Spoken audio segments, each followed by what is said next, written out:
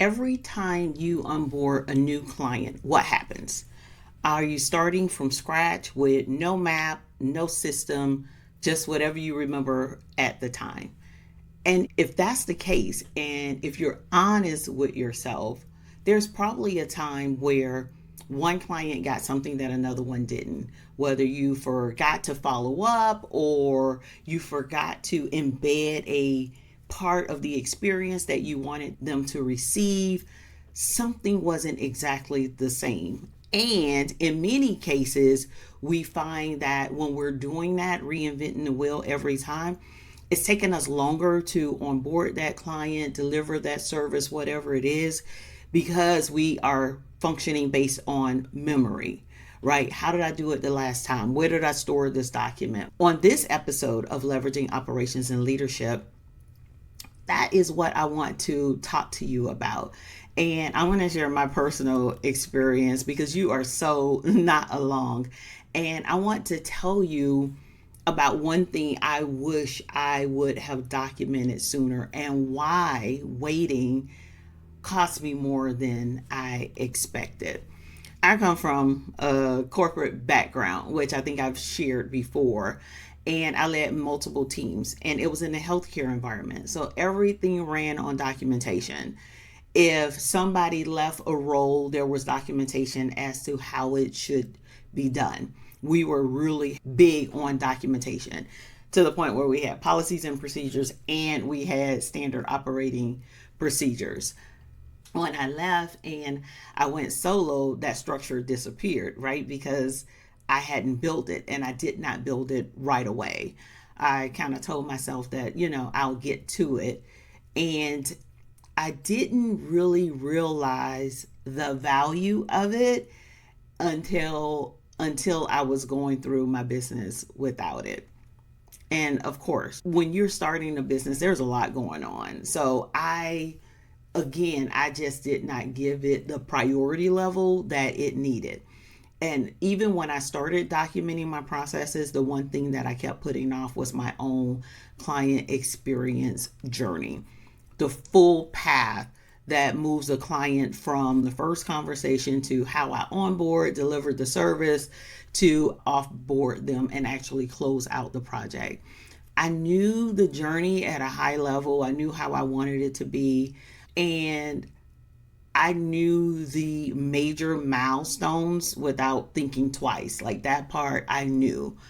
But it was the small details that got lost. And those little touches that I wanted embedded in the experience that sometimes I would forget to do. And it was impactful.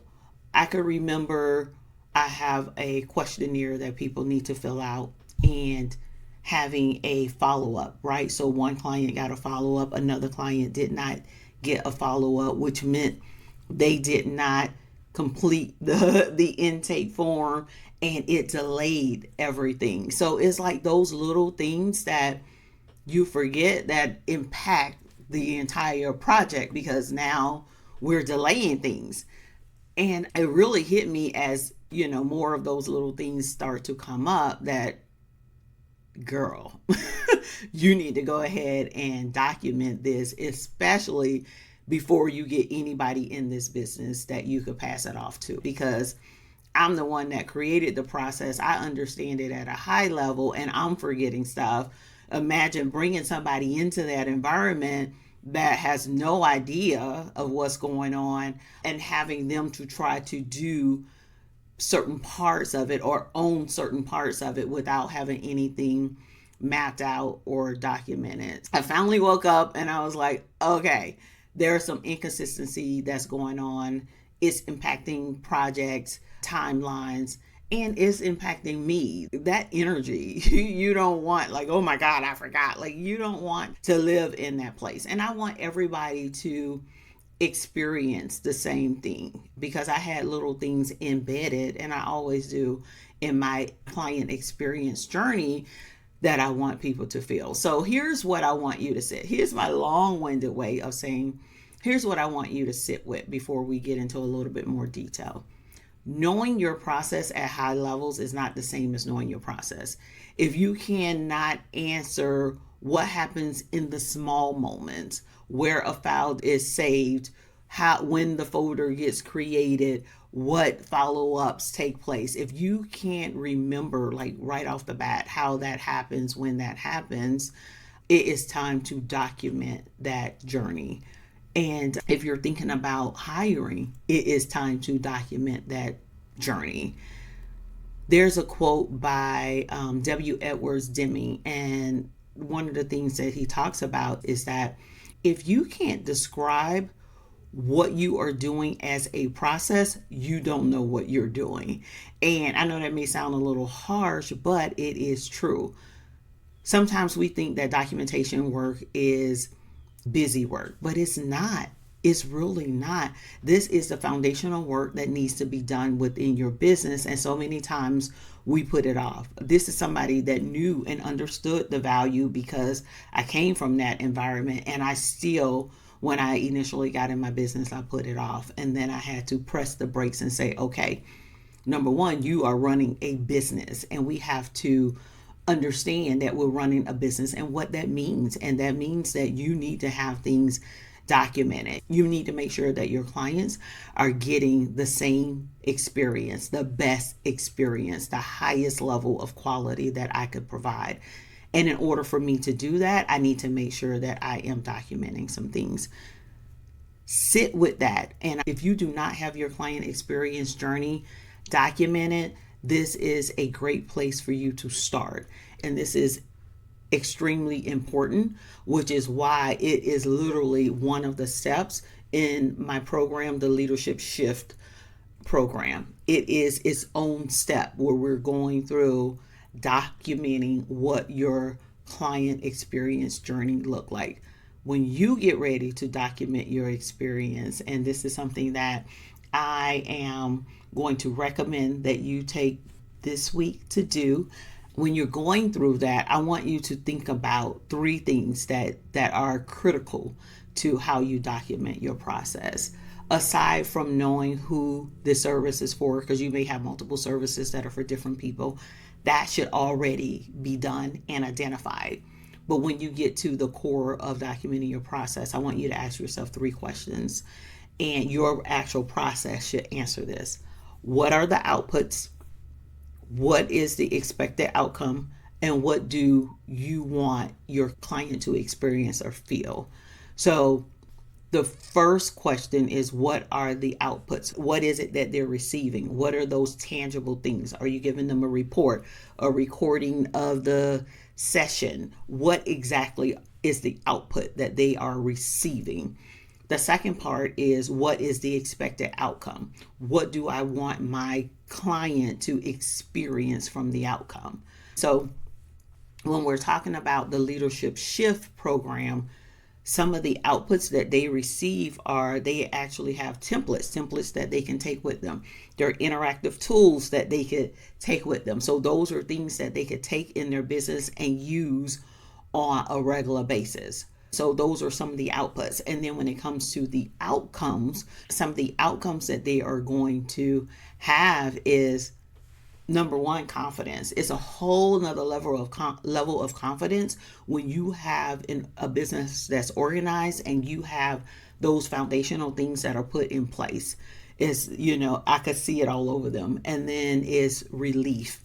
But the other things that many of the people that I have worked one-on-one with before I made this into a program is that they actually start to experience an increase in revenue, because now they are able to focus on the things that they should be focusing on, not the busy work and spending all of their time in that operate zone. They're now able to spend more time in the lead zone, which is helping them to lead their business, to identify the strategies, which to go out and acquire new clients and understand how that works and things like that, and then spend time in delivering the service. So they're not spending as much time in the operate zone. So those are some of the outcomes that they actually receive. And then the last thing is, what do you want your client to experience or feel. And that last question is where the small touches live, the ones that turn transaction into a relationship.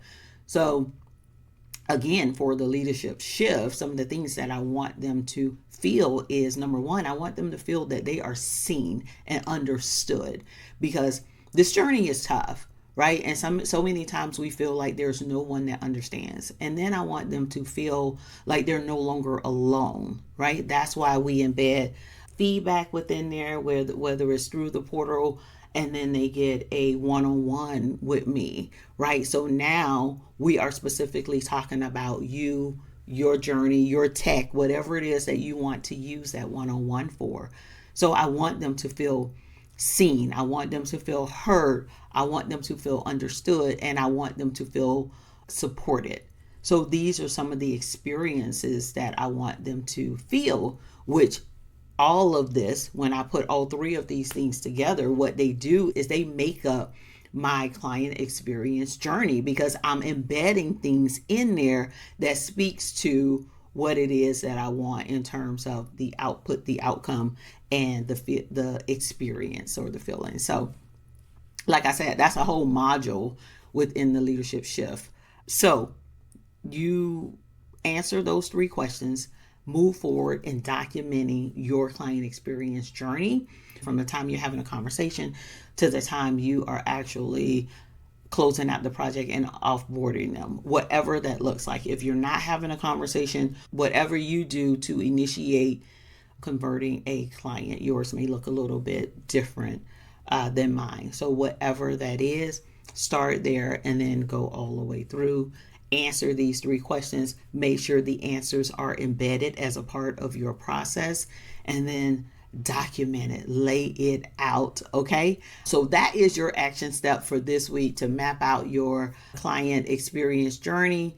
And then you're going to start from first conversation or first interaction, whatever that looks like. Make sure you are documenting each step and that you are answering all three of the questions within that documentation. That one map is the beginning of a business that does not depend entirely on you. That one thing.